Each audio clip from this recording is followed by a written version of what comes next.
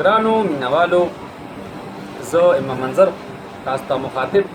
او پروګرام ان شاء الله زما خپل چینل زما خپل پروګرام شروع شو. منظر افیشل په نوم باندې زما خپل چینل دی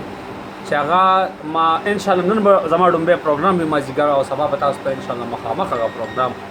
پنیغه تاسو به ګورئ او په دې امید او په دې توقع چې زما مینوال زما ملګري څومره هم دي نو هغوی به ما سره دا هیلپ کوي چې زما پروګرام وګوري، خوښوي به وخت به رسئ ما سره به په دې کې ان شاء الله پوره شمشاد علي شمشاد صاحب، بریال وفا صاحب او چې زما نور عثمان تاثیر او سعید ننګیا او چې څومره هم زما جرګې ملګري دي هغه هم وخت ما سره پکې راځي او کینی به. زما کیمرامین سلمان وي او زما ایډیټر به مجیب زلمی وي